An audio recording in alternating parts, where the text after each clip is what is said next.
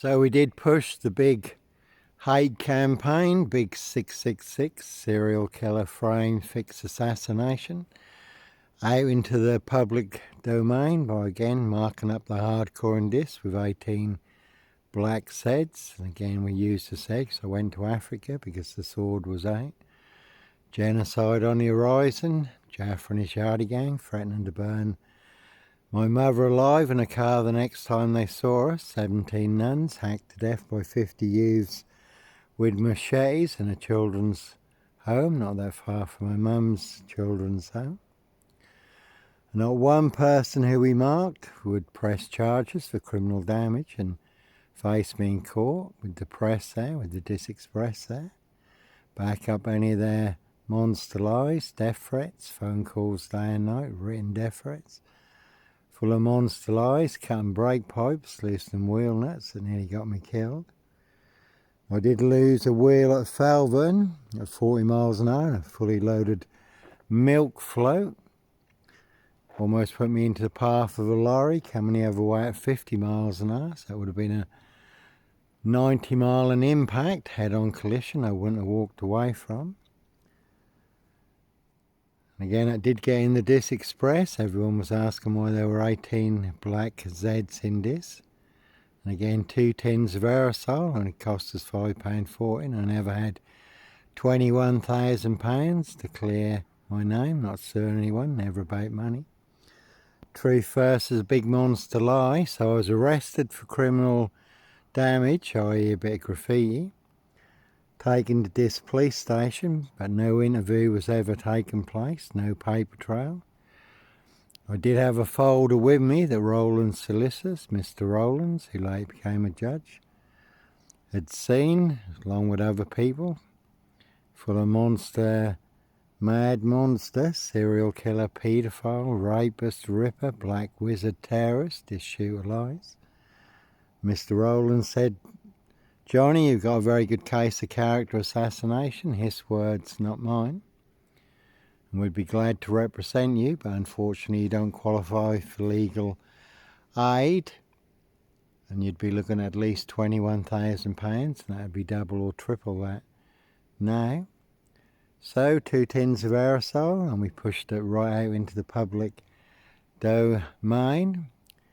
But no one would press charges, because that would also get me into court with the press there, so I would get a day in court for £5.40, 2 tins of aerosol and marking up the hardcore. And obviously the judge would want to know why we'd marked up the hardcore in Diss, and that would all come out. But instead I was taken to Diss SS police station. No interview ever took place, no evidence was ever logged, there couldn't be any paper trail.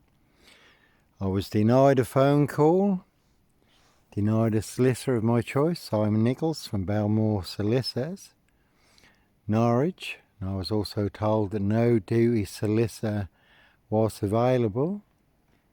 Just prior to this, I had Inspector Numbnuts Bunton, Mr. Fix-It, liar, liar, pants on fire, raging in my face. His face as red as a double-decker bus, as red as that car over there. "We will fix you, Botwright. You're dealing with the wrong people." And they certainly did fix me. I had walked right into a big police saw trap. And where I really did kick myself, because the night before I was in Norwich and I watched the film Heat with Al Pacino and Robert De Niro. It's a cracking film. And when the heat was on, they walked out of their life in 30 seconds. And when I come out of the ABC cinema in Norwich on the Prince of Wales Street, there was a coach just across the road, and that was going to Heathrow Airport. And everything in me was telling me, get on that coach, go, Johnny. And I had friends I'd been in Spain with and other friends in different locations around the world, so I could have gone anywhere in the globe, had cards on me, and I could have just got on that coach, but I thought, no, it's because I've watched that film and that's the influence of that film, But that was my exit point, and I missed it. And then We walked up Prince of Wales Road up to the left towards the castle where the EDP officers are. And again this coach passed us and then pulled up at the top of the hill by the castle. And again as I walked past it, the driver got out to check something in one of the side things, and again everything in me was saying, Johnny, get on that coach. And friends in different countries were saying, Johnny, leave, get out, you know, come here. If that is what is really going on, they will trap you.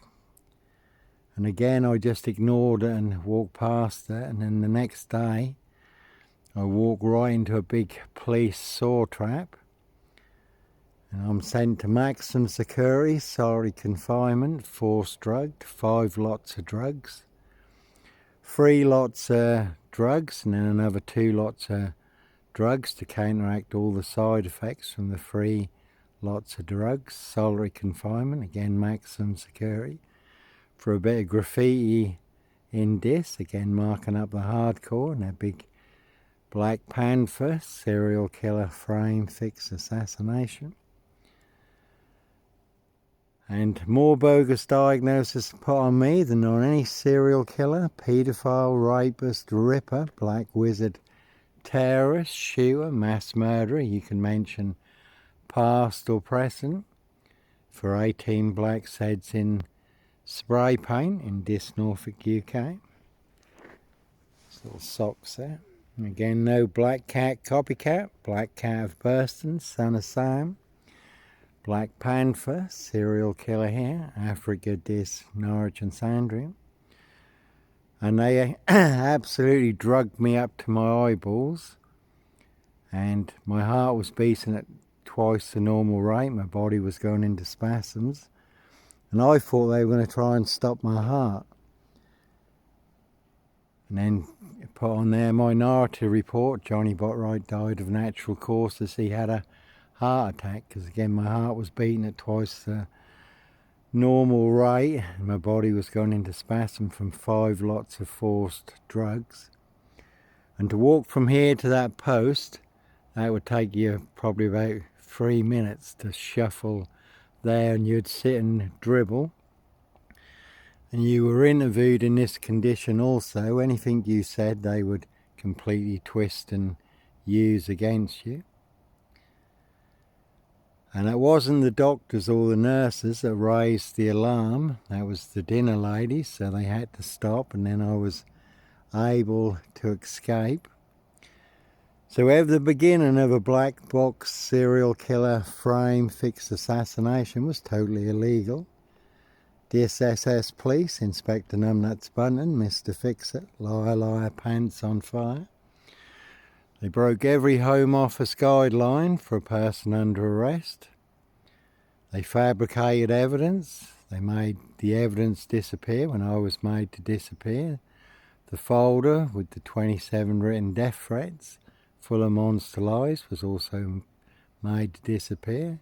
Again seen by other people, and Mr. Rowland's solicitor, again who later became a judge, could judge a character. He had said emphatically, Johnny, you've got a very good case of character assassination. Physical assault, false imprisonment, 2 blatant lies from a police inspector, far bigger than Plebgate. And again, I do have the evidence, do have the proof. Do have the letter in black and white, written by Peacock, signed by Inspector Numbnuts Bunton, Mr. Fixer, all in the line of duty. And where I was framed and detained, no one was allowed to see me until the bruising and the swelling went down.